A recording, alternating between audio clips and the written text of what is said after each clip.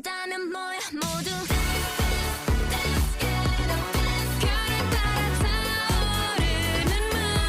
Halo semuanya, kembali lagi di channel YouTube gua, Rido Pratama. Di video kali ini berhubung kemarin baru saja ada info yang sangat mendadak ya, dan cukup menyedihkan untuk para Wizwan. Bukan cukup ya, menyedihkan sekali gitu.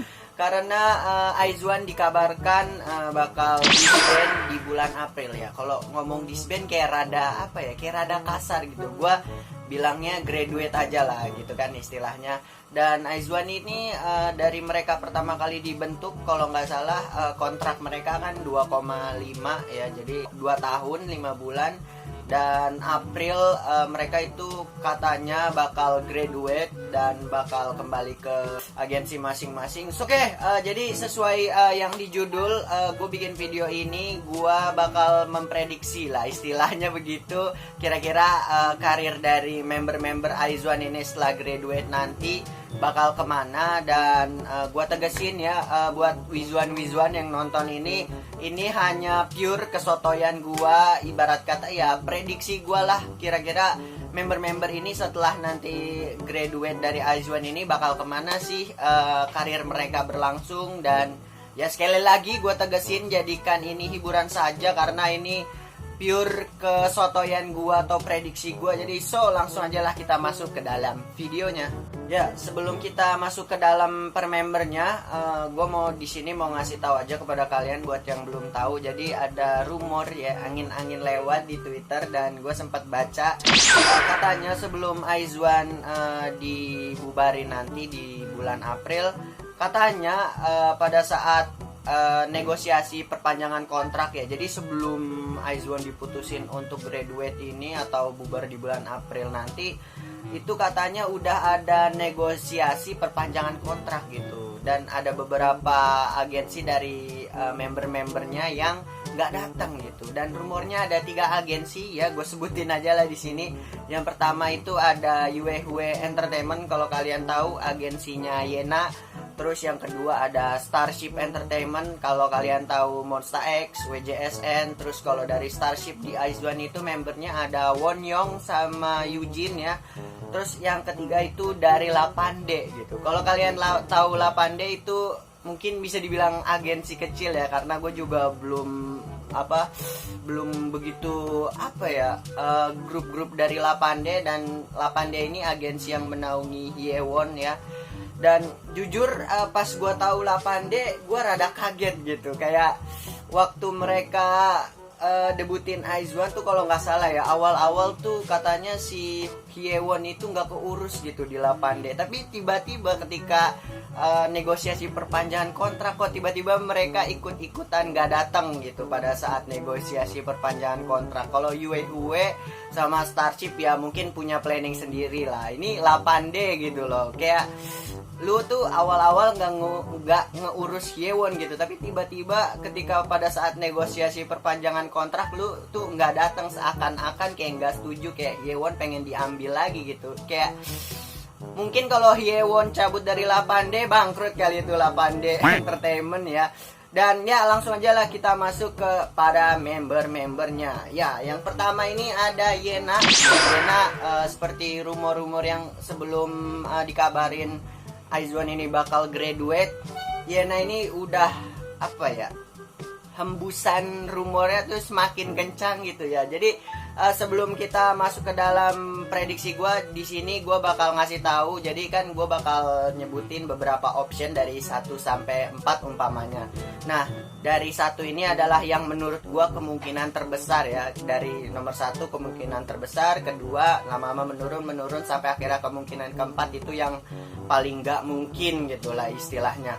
Oke, yang pertama ini kemungkinan Yena ya setelah nanti Aizwan graduate, yaitu udah jelas banget, kalian pasti tahu Yena bakal gabung Everglow gitu. Jadi Everglow bakal nambah member ya jadi 7. Dan menurut gua sih ya, pendapat pribadi gua setuju aja sebagai Forever, karena dari zaman Produce 48 tuh mereka kan masuk kalau nggak salah bertiga ya, si Hyun, Yena sama Yiren. Dan yang masuk line up debut Aizwan cuman Yena. Jadi ya kayak nggak mungkin gitu kalau Yena tuh nggak gabung Everglow gitu, tapi tetap banyak kontranya ya. Gue nggak tahu gara-gara kenapa, tapi gue sebagai fans dari IZ*ONE dan juga Everglow ya setuju-setuju aja, kenapa enggak gitu Yena masuk Everglow gitu kan. Tapi ya sekali lagi banyak juga pihak-pihak yang gak setuju Yena itu gabung ke Everglow. Dan yang kedua ini adalah debut di girl group barunya Yue Entertainment ya. Ini kemungkinan yang menurut gua apa ya, sangat tidak mungkin ya, tapi bisa aja ya, bukannya ini menurut gua aja, pendapat gua sekali lagi ini ya. Jadi kayak udah ada Everglow mau debutin girl group lagi dengan tambahan member Yena gitu, kayak apa ya, kayak buang-buang duit sih menurut gua. Apalagi juga Yue kan promosi Everglow kayaknya juga nggak begitu bagus gitu kan, jadi sayang gitu, kayak buang-buang duit. Dan yang paling tidak mungkin adalah debut solo gitu. Kayak Yena tuh emang dia tuh punya auranya tersendiri dan bisa aja dia debut solo, cuman sekali lagi pendapat gua kayak aneh aja gitu kalau Yena debut solo, apalagi Yue ini kan dari agensi Cina gitu. Oke, lanjut kita ke member selanjutnya, yaitu ada Eugene dan juga Wonyoung dari Starship ya. Ini salah satu agensi yang nggak datang juga waktu negosiasi perpanjangan kontrak. Yang pertama ini kemungkinannya adalah debut di girl group Starship ya. Katanya rumornya gue juga baca di Twitter, Starship mau ngambil Wonyoung sama Eugene karena mau debutin girl group baru. Dan di sini ada dua kemungkinan ya. Kemungkinan yang pertama ini yang paling mungkin, Starship mau debutin girl group baru dengan apa ya, trainee dari agensinya gitu. Dan kemungkinan yang kedua ini yang menurut gue bisa aja ya, cuma sekali lagi ini kurang logik aja. Kayak kalau kalian tahu WJSN itu girl group kolaborasi antara Starship sama Yue, siapa tahu aja kan Starship sama Yue Entertainment bakal kolaborasi lagi gitu kan, debutin girl group baru. Jadi Wonyoung, Eugene, Yena gitu bisa aja dalam satu grup lagi ya. Ini kemungkinan yang kedua. Dan kemungkinan yang ketiga yaitu debut duo ya. Ini bisa aja ya, cuma sekali lagi ini makin nomornya makin ke bawah, menurut gua makin tidak mungkin gitu. Terus yang keempat yang paling impossible adalah pindah agensi. Terus lanjut kita ke Eunbi dan juga Chaewon. Eunbi sama Chaewon ini dari Woollim Entertainment. Dan kemungkinan yang pertama yang menurut gua paling logik ya, karena Eunbi sebagai leader kan di IZ*ONE, dia tuh punya aura yang sangat kuat ya. Kalau menurut gua tuh 11-12 lah sama Somi. Jadi kayak menurut gua Eunbi itu setelah balik ke Woollim kayaknya bakal debut solo. Dan Chaewon menurut gua kalau nggak jadi trainee lagi ya gabung Rocket Punch gitu. Nah itu kemungkinan yang pertama. Kemungkinan yang kedua yaitu dua-duanya jadi trainee lagi. Terus yang ketiga dua-duanya gabung Rocket Punch. Yang keempat yang paling nggak mungkin pindah agensi. Cuma sekali lagi ini pendapat gua. Oke, lanjut kita ke Yuri. Itu dari Stone Music Entertainment. Kemungkinan yang pertama yang menurut gua paling mungkin adalah trainee lagi. Yang kedua itu pindah agensi. Dan yang ketiga debut di girl group barunya Stone Music Entertainment ya. Ini yang paling gak mungkin karena setahu gue ya, gue sebagai K-popers dari dulu, gue kayaknya nggak pernah denger tuh grup dari Stone Music Entertainment ya seumur-umur ya. Tapi bisa aja mereka mungkin bikin girl group gitu kan, debutin girl group dengan member Yuri, bisa aja gitu. Lanjut kita ke Chaeyeon WM Entertainment. Ini yang udah pasti, udah jelas karir si Chaeyeon ini ya. Jadi WM Entertainment itu bakal debutin girl group baru dan katanya isinya semua member dari WM Entertainment itu main dancer coy, gila, termasuk Chaeyeon gitu. Jadi ini Chaeyeon udah pasti setelah lulus dari IZ*ONE dia bakal debut di girl group barunya WM Entertainment. Kalau kalian tahu Oh My Girl ya, jadi adeknya Oh My Girl gitu. Terus lanjut ada Minju itu dari Urban Works ya. Kalau Urban Works ini setahu gua ya, sekali lagi setahu gua ini agensi kecil ya.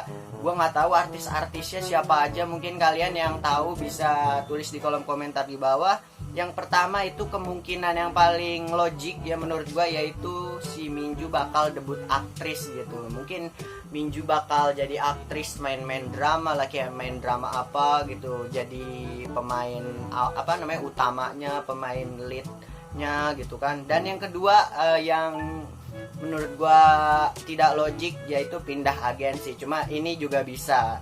Lanjut kita ke Hyewon. Hyewon yang bikin gue bingung gitu. Kenapa agensinya gak bisa nge-treat Hyewon bagus, tapi mau Hyewon balik ke 8D. Seakan-akan si Hyewon itu gak boleh di Aizwan lagi gitu. Kayak pengen diambil lagi gitu harta karunnya 8D. Dan yang kemungkinan yang pertama ini adalah debut sebagai aktris ya Hyewon menurut gua nih. Atau mungkin 8D juga kemungkinan yang kedua bakal debutin girl group baru dengan member Hyewon. Itu menurut gua ya. Jadi ada dua kemungkinan dari Hyewon. Oke, dan lanjut ini yang sangat hot diperbincangkan kemarin ya, yaitu Miyawaki Sakura gitu.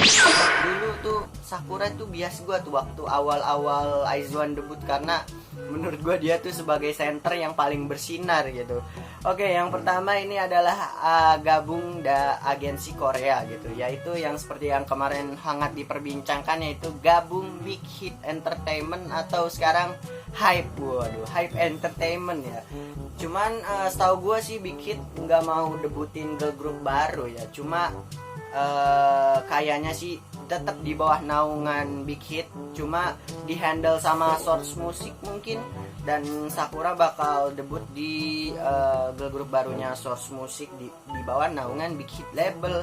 Dan itu kemungkinan yang pertama ya. Kemungkinan yang kedua adalah pulang ke Jepang, balik lagi ke grup idol Jepangnya yang dulu. Dan yang kemungkinan yang pertama ini sangat mungkin, tapi juga banyak kontranya, juga banyak pronya sih. Soalnya Sakura itu kalau kalian tahu itu fanbase-nya udah gede banget coy. Udah gak usah ditanya lagi lah, Sakura dia itu di Cina gede, di Jepang apalagi itu ibarat kata kita sebagai wota gitu kan, yang suka JKT48 gitu kan, kayak kita udah nunggu Sakura nih. Waduh, Sakura nanti graduate nih, balik lagi ke JKT48, kita udah nungguin banget. Tapi ketika kita wota udah denger kan, ya Sakura nggak jadi balik. Wah, ini bisa jadi bumerang nih buat Sakura. Makanya Sakura ini harus perhitungkan baik-baik gitu, apakah dia bakal lanjutin karirnya dia di Korea dan dicintai dari seluruh dunia, atau dia bakal balik lagi ke Jepang menghibur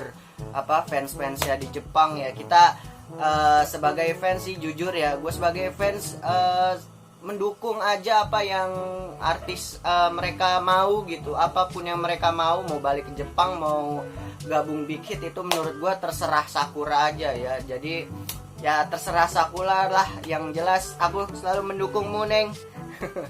Dan yang terakhir yaitu Hitomi dan Nako ya. Hitomi dan Nako ini udah jelas banget ya dari tahun lalu, katanya Hitomi nanti sama Nako setelah dia udah graduate dari Aizwan bakal pulang ke Jepang, lanjutin karirnya jadi idol Jepang lagi. Terus yang kedua kemungkinan yang nggak mungkin ya gabung agensi Korea. Oke, mungkin segitu aja dulu video untuk kali ini, bahas-bahas member Aizwan, karir kedepannya bakal seperti apa, sedikit kesotoyan gua dan prediksi gua aja ya. Jadi sekali lagi gua tegasin, jadikan sebagai hiburan aja, dan mohon maaf kalau ada salah-salah kata. Dukung Aizwan terus, kemanapun member Aizwan berlabuh, kalian harus tetap dukung mereka, karena tanpa fans-fansnya mereka bukan apa-apa ya. Oke, see you in the next video. Jangan lupa subscribe. Bye bye.